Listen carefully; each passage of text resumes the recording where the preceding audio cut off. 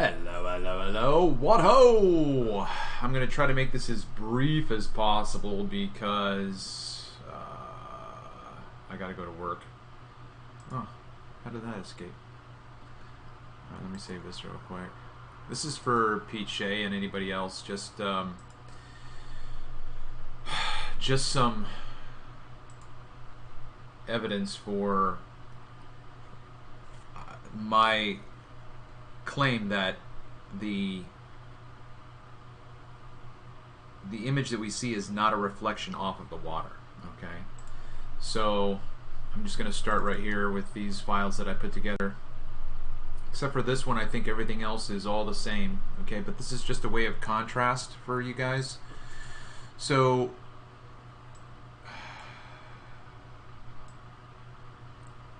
.357 and 328 is not that far apart. It's like 50 millimeters, right? So, Travis, you've got to be at a different location because look, these things aren't matching up. Okay, well, yeah, you got 50 millimeters. So if I zoomed out a little bit, that would take this down, the scale down a little bit, but it would still be off. Okay, what I want you to notice really is that you've got a line of sight straight to the shore. Okay, you've got a line of sight straight to the shore. You've got this pavilion here. You've got this pavilion here. Again, all of this stuff is just going to be brief, just running through. I mean, yeah. Okay, so you'll see some of the other. You can go back and look at this stuff in a more focused way if you want. Okay. These are the same focal length. Okay, so you can clearly see that we have more distance here. You can see the beach in front of the pavilion. Okay, so Pete, Shea, why is the water not reflecting anything here, right? Because look at the surface here, right? It's my contention that a smooth surface is where you get a reflection, all right? You get a smooth surface, you get a reflection. So as part of my struggle through this was, okay, I started out thinking that the water was the reflection. But then you get rough water like this, right? So when you get a disturbed surface, I don't believe you can have as much reflection. It all has to be angles and scale. Okay, but Pete, these are the same focal length. Why do we not have a reflection here? Okay, why do we not have a reflection here? Where'd the reflection go? Why do we? Okay, so if we have a reflection here, Pete,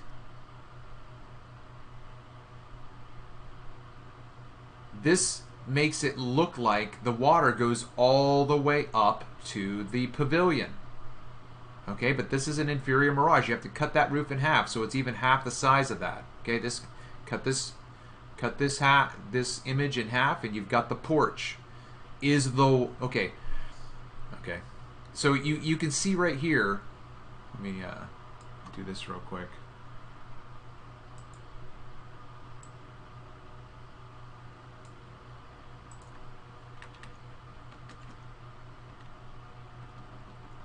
Okay, you can see in this image right here. That's the shoreline. That is the shoreline. Okay? My question for you, Pete, is how does the water in this image, how does the water reflect past its physical location? See that, right? This looks like the water goes straight up. If it was the water, right, you would think that it goes straight up, just like it's on, just like this boat, just like this house was a boat sitting on the water. If this house were a boat sitting on the water, okay, I might be able to go with you that the water goes all the way up to the boat. The water is not going all the way up to the bottom floor of this house. This house is 15 feet and 50 feet away. 15 feet higher and 50 feet farther away from the surface of the water. My question to you, Pete, is how does the water reflect past its physical location. Okay? These are just some other observations. Same focal length. You do not have the same scale here. Okay? We cannot see the red roof house. It is swallowed up in the mirage. However you want to say it, if the light can't escape, I don't really give a smurf how you say it. This is a mirage, and we cannot see the red roof house. Cannot see the red roof house. Okay? All of these lines show you where they measure up next to each other. This is a clear demonstration that there is magnification and compression. Okay, this left image is a compression. All right, I'm going to tell you right now that I had to line. I did this just for contrast. If I were to have just put this picture in the way it was, the water would not line up. Okay, I did this as a contrast. If this is the end of the water and this is the end of the water, right? It doesn't match up, guys. Okay, you can clearly see the red roof pavilion. Cannot see the red roof pavilion. All right, this is the same focal length, same height, same distance, everything. This is magnified. This is compressed. Okay, you see what's going on here? If I were to have lined up the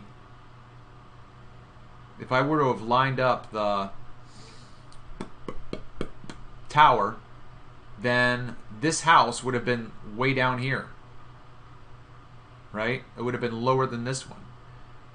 Okay, this is all due to refraction. Now look at this one, right? I probably should have lined up the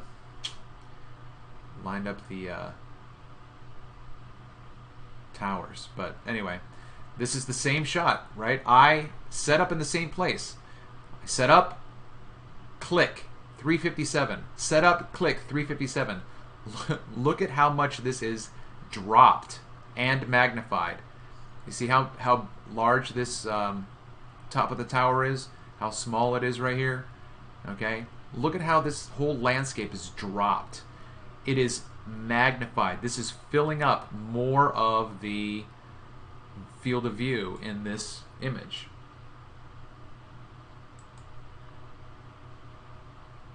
All right, here's another one that is pretty close in terms of scaling, right? You can see everything matches up just a little bit. Scaling. Okay, but you can see the red roof house here. You cannot see it here. Got a bit of the same here. You got the same water level here. But again, Pete, why isn't this, what right here, see this water right here? Why isn't this water reflecting? Okay, boom, water reflects, water reflects. How can you have a reflection of this when the water physically ends way down here? Does my question make sense to you? Because that's the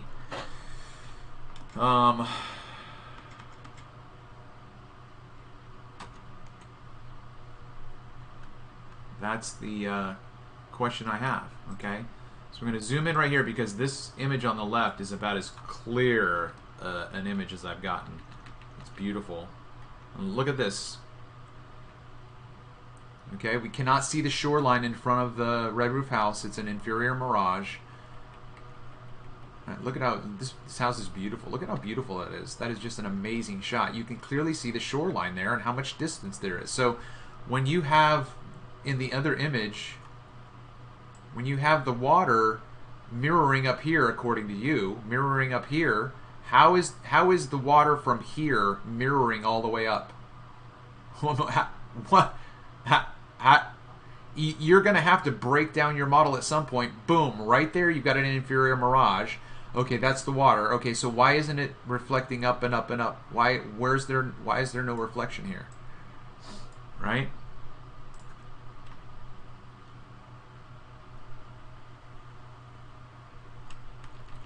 There you go, right there. Okay, same focal length. Where's the shoreline? Right? Where's the shoreline? Where is this line right here? Where is this apparent horizon? I would say it's probably a couple of miles away from here. Right? Hopefully this is making an impact on your appreciation for my claim. All right, one last file here. Both of these are the same focal length. I mean, you can see the towers. I don't know why I struggle with that. These towers are pretty much, you know, right at the same location, okay? But you can clearly see with your naked eye the difference between the shape of this house and the scale of this house, right? And here and here. But these are two images, okay? Here's something interesting right here. These are two images that are taken from the same focal length in the same location, all right? Now,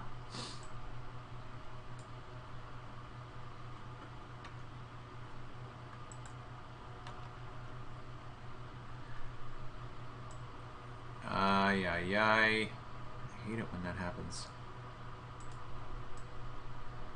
Okay. You see this little green blur right here? That is a channel marker. That channel marker is about a quarter mile away from here, but you can clearly see the channel marker right here, okay? Now, I'm going to go from this image over to this image. See how the water level doesn't even line up? If I were to have lined up this line with this one, everything else would have been out of proportion. So I've got the towers lined up. Okay, so here we go. We're going to slide on over.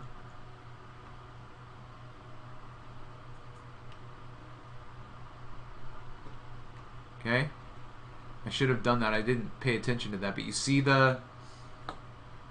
Okay, here we go. Let's see if this will work. It's probably not going to because, okay, you see the channel marker? Channel marker is right there, okay? Now we're going to move over.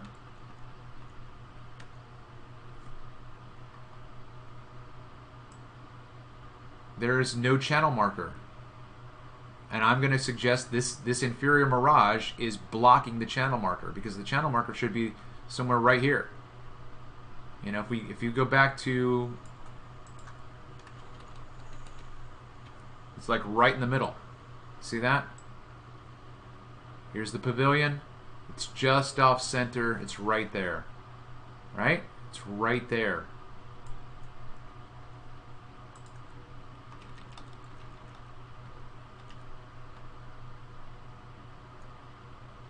Right? Here, and it's not even here. It's not, it should be right here. Okay? So again, my question to you, Pete, is if this water is the reflective surface, shouldn't it always be giving us a reflective surface? And if so, and if not, then why not? Why not? And if you want to contend that that this water is the reflective surface every single time, my question to you is, at this point here, how does it reflect something that's above its physical location? Right? Why don't we see a reflection of this house on the water here? Why?